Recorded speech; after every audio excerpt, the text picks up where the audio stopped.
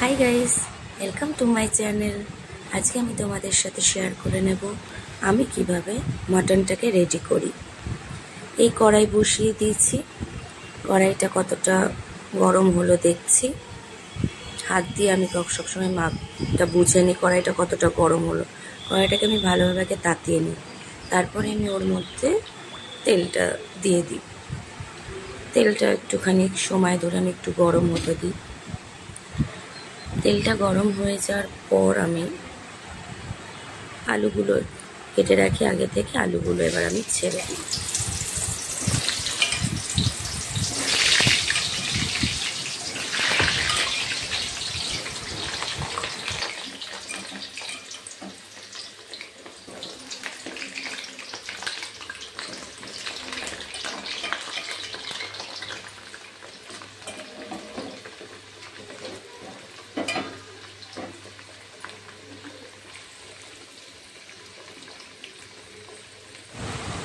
আলুগুলোতে আমি 2 চামচ হলুদ আর 1 চামচ মতো আমি নুন দিয়ে ভালোভাবে আলুগুলোকে কষিয়ে নিই।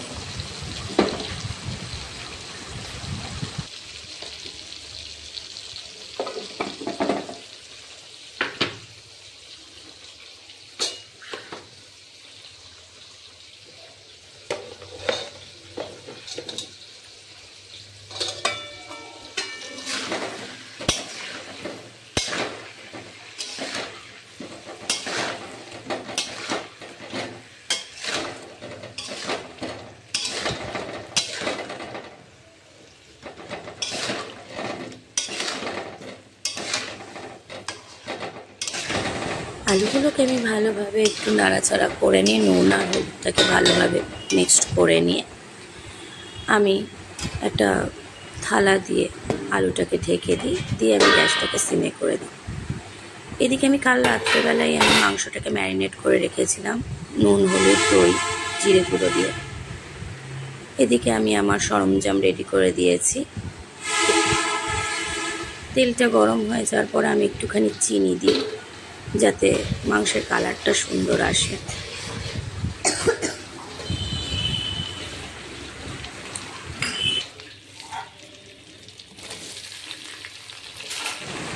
এরপর আমি কুচনো পেঁয়াজগুলোকে তেলের মধ্যে ছেড়ে দিই।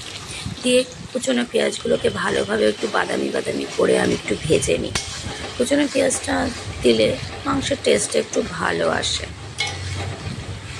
এক একজনের এক এক রকমের পদ্ধতি, কুচনো পেঁয়াজ না দিলেও চলবে, কোনো সমস্যা নেই। তবে আমি একটু মাটন রান্না করবার সময় একটু কুচনো পেঁয়াজ দিয়ে দিই। কুচনো পেঁয়াজটা বাদামি হয়ে যাওয়ার পর আমি অন্যান্য মশলা দিতে থাকি। কুচনো পেঁয়াজটা ভাজা হয়ে গেলে আমি ওর মধ্যে টমেটো বাটা, পেঁয়াজ বাটা, লঙ্কা বাটা, আদা বাটা, রসুন বাটা সমস্ত কিছু বেটে আমি ওই কুচনো পেঁয়াজটার মধ্যে সমস্ত কিছু আমি ঢেলে দিই। এবার আমি ওটাকে নাড়তে থাকি। লঙ্কাটা আমি একটুখানি পরিমাণটা একটু কম দিই, যেহেতু আমার মেয়ে খাবে।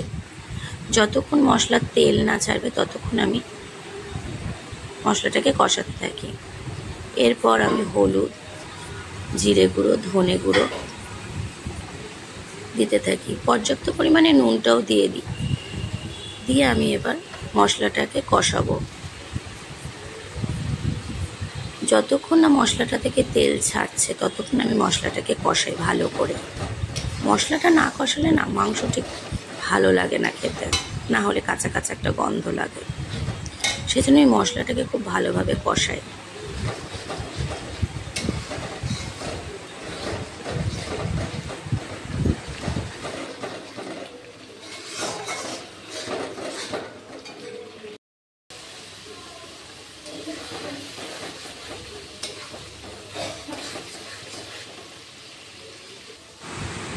মশলাটা থেকে তেল ছেড়ে দিয়েছে।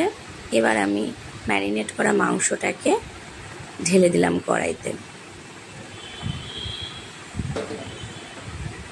কড়াইতে ঢালার পর আমি এবার খুন্তি দিয়ে বেশ অনেকক্ষণ ধরে এখন মাটনটাকে নাড়ব। যতক্ষণ মাটনটা থেকে তেল না বেরিয়ে যায় ততক্ষণ আমাকে এখন মাটনটাকে নাড়তে হবে। চলো তাহলে মাটনটা এখন তেলটা ছাড়ুক, তারপর আমি আবার ঘুরে এসে তোমাদের সাথে কথা বলছি।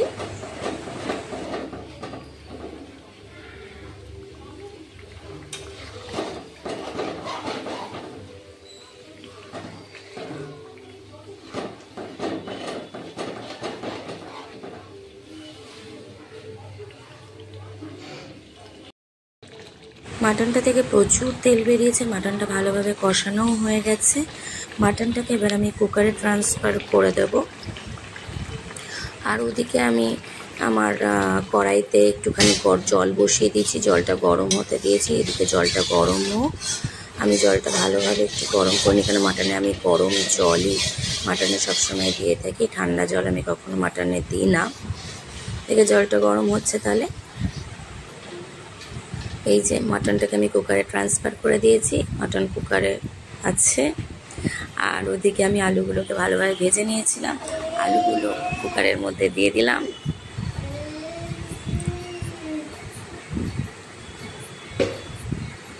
এবার আমি একটু টমেটো কুচি মাটনের মধ্যে দিয়ে দিয়েছি, কাঁচা টমেটো।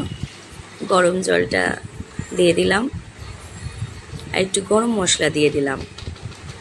সমস্ত কিছু দিয়েই আমি ভালোভাবে কুকারটাকে আটকে দেব।